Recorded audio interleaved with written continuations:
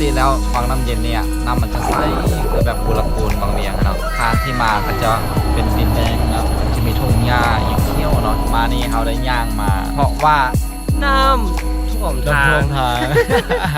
สบายดีทุกคนเนาะตอนนี้พวกเขาฮอตแล้วคือวังน้ำเย็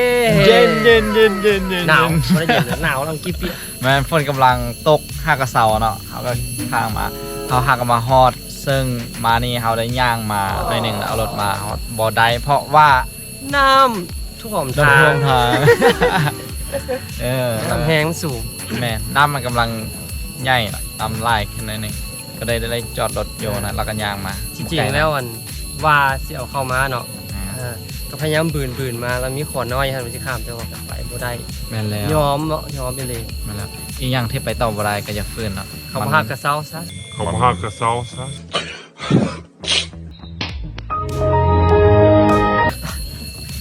เป็นคลิปเท่านี้ซึ่งเขาก็หักก็มาฮอดเนาะซึ่งข้อมูลที่เขาได้ใครแบบปกติแล้ววังน้ำเย็นเนี่ยน้ำมันจะใสคือแบบบุรกูลบางเวียงเนาะอันนั้นคือปกติแต่ว่าช่วงนี้นะมันเป็นหน้าฝนซึ่งเขาก็ไม่ได้คาดหวังว่ามันจะใสขนาดนั้นเนาะบรรยากาศทั่วไปเนาะทางล่างมันจะเป็นแบบผ้าเนาะแม่น้ำแล้วก็ทางที่มาก็จะเป็นดินแดงเนาะถ้าฝนเนี่ยก็จะลำบากหน่อยนึงพวกขี่รถจักรอีกอย่างเนี่ยมันจะมืนแล้วก็มันจะมีทุ่งหญ้าอย่างเขี้ยวเนาะถ้าพักอยู่แถวนี้เริ่มมีเวลาถ่ายรูปงามอยู่เนาะงามเป็นทุ่งเลยเราก็จะเห็นแนบเห็นภูผาเนาะแล้วก็ซ่อนกันก็มีอยู่แถวนั้นและในนี้เนาะเขาจะก็มีบริการมีพวกบ้านพักมีทานอาหารให้เนาะมีบังกะโลแมนซึ่งเขาจะพาทุกคนไปหาข้อมูลเพิ่มเติมเนาะว่าเขาจะมีบริการยังไงอยู่ในนี้คือหลักๆคือวังน้ำเย็นเนาะไปเบิ่งนำกันว่ามันจะเป็นเอาได้น่าตื่นตาตื่นใจแท้บอโอเคไปนำกันไป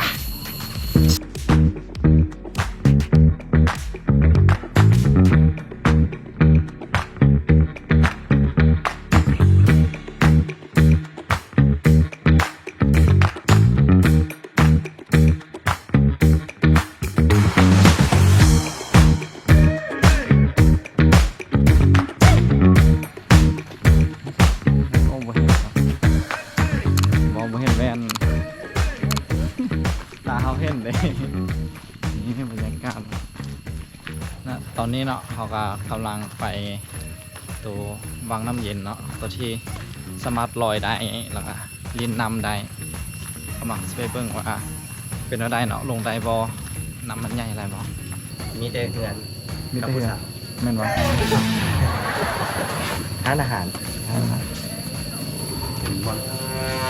โอ้เด็กนี่อันนี้ก็บอลสอบถามบ้านพักอยู่นี่มันพักแบบใดเนี่ยว่าอยากได้ข้อมูลใช่ไหมที่สองราคามีโซนทางภูเขากับโซนภูเขาไทยคืนเท่าไหร่อยู่ภูเขาคืน200,000อยู่รุ่ม300,000มีเขาใหญ่กับเขาน้อยโอ้ทางพุ่นป่ะทางหน้าพุ่นป่ะตอนนี้เขาจะได้ตอนนี้เขากำลังย่างไปวังน้ำเย็นตัววังน้ำเย็นตัวโซนเมื่อกี้เขาไปเนาะไปเห็นห้านอาหารก็คงแถมบ้านพักอย่างต่างๆเนาะที่ทำให้ความสะดวกเนาะและตัววังน้ำเย็นจะมีอีกโซนหนึ่งเนาะที่เราต้องไปเนาะแล้วเราคุยกับผู้เรามาแต่ใส่เนาะเอาขี่รถเข้ามาเนาะแล้วเขาขี่รถเข้ามาพอได้ถ้าเราเป็นไผ่ Friend hello what's up where are you goingคือวังน้ำเย็นวังน้ำเย็นโอ้ไปเอาเนาะวันนี้เขาเป็นผู้ประสบภัยเราแบกปักนักก็ยางปักไก่โอเคเราจะพาทุกคนไปเบิ่งบรรยากาศรวมๆกันเลยทุกคนเนาะไป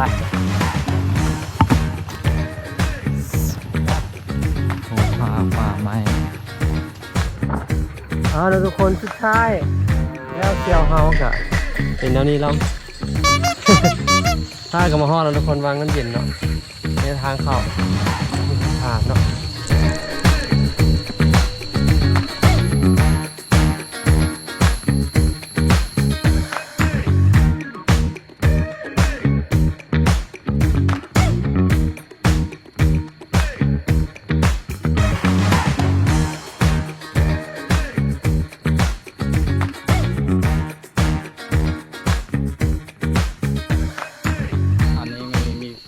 เข้ามาแล้วครับไปซื้อที่เขาก็ถาม วันคนต่างประเทศวะ ถาม คนต่างชาตินะ50,000เอามีค่าเข้ามาวังน้ำเย็น แล้วว่าคนลาวอ่ะคนละ20,000 เดี๋ยวด่วนเดินกันจะท กำแพงมันจ้องไง ำให้เฟรนด์ เป็นคนต่างชาติเฟรนแล้วนะ ลูกกันไม่ยัง เอาว่าเจ้าเห็นเจ้าบอกว่าอยากกินหญ้ามันแต่โดนเหมือนกันนะ เข้ามาเนี่ยมันก็หูแล้วว่าครับผมเป็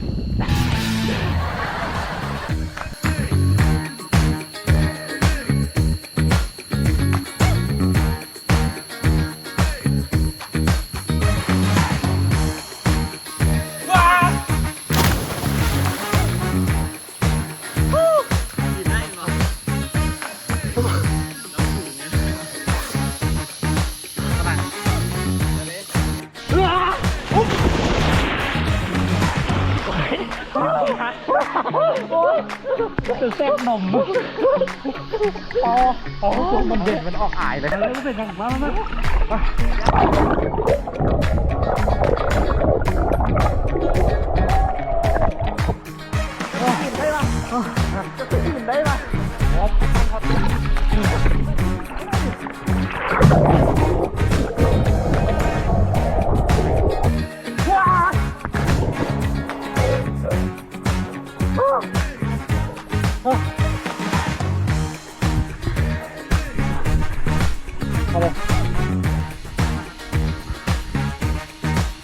ขึ้นจังไหนมันเนี่ย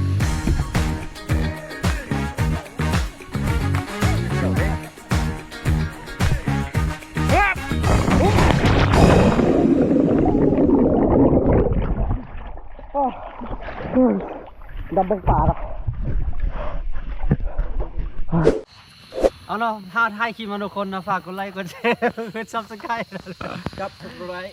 หมอเนาะเห็นยังบ่ฮอตเท่าเขาก็จะไปวางน้ำเย็นก่อนครับโอ้โหบรรยากาศวางน้ำเย็นเป็นจังได ออกกระเย็นแล้วเนาะแบบว่าโอ้แบบทำมิดเนาะที่เขาล้มกันว่าน้ำมันหลายฝนตกเนาะ อืม แต่ว่าต้องจินตนาการมาแล้วแหละว่าน้ำมันต้องขุ่นแบบฝนหลายแบบอหย่างที่นะ สุดท้ายแล้วนี่ขุ่นเลยตรงนี้ สุดท้ายแล้วน้ำมันกับบริขุ่นนางทีเขาขึ้นไว้เนาะแต่พี่เขาตรงงานมีน้ เอาที่จริงค่อยคิดว่าน้ำมันข้นหันแหละย้อนว่ามันมีอย่างบางอย่างที่ ำน้ำไม่อย่างย่อย มันพิเศษกว่านั้นขนาด อ่า เลยเบื้องน้ำมันคือเขี้ยวอ่ะ อืม เพราะว่าตอนที่ค่อยดำไปนะ อืม มืนตาแล้วมันบ่เห็นอย่างมันแบบมัวๆแสดงว่าน้ำมันข้นน้ำมันบ่ได้ใส่คือแบบบุรากูลแต่มันมีความเขี้ยว อืม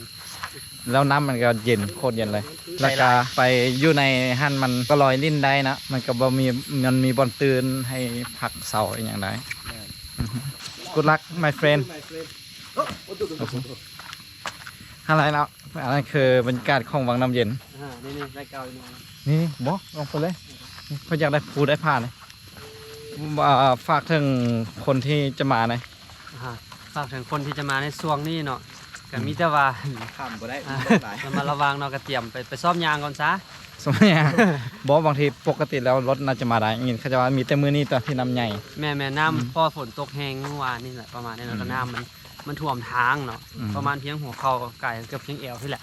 ทางหมองนั้นน่ะประมาณ2-3 เมตรนี่แหละ ย่างมาก็ใกล้ๆนี่เด้เนาะย่าง50 เมตร โอ้ยางคอเป็น100เขาเนี่ยโลนึง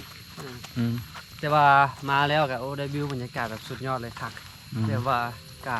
คุ้มค่าแน่นอนเนาะทุกคน ก็เนาะฝากคลิปวังน้ำเย็นไว้เลยเนาะก็เย็นส้มซื่อหวังว่าทุกคนจะมักเนาะนี่ก็หวังว่าจะเป็นข้อมูลสำหรับคนที่อยากมาสายท่าแขกรูปวังน้ำเย็นคลิปวังน้ำเย็นจบเพียงเท่านี้ ไปเจะคลิปต่อไป เขาจะไปทำกองรอเนาะ แม่นละรายการต่อไปไปทำกล่องรอ อ่าฮะ ซึ่งปัจจุบันนี้เวลา15:15 นาทีเราจะเดินทางต่อไปทำกล่อง ไปทำกองรอจากอันนี้ไปเท่าไหร่จักกิโล พูดแต่ว่าใช้เวลาชั่วโมงป่ายชั่วโมงครึ่งคุณไหนแม่นวะ ประมาณนั้นแหละ โอเค โอเค ไปเจอกันอีพีต่อไปคลิปทำกองรอไปเบิ่งกัน to be continue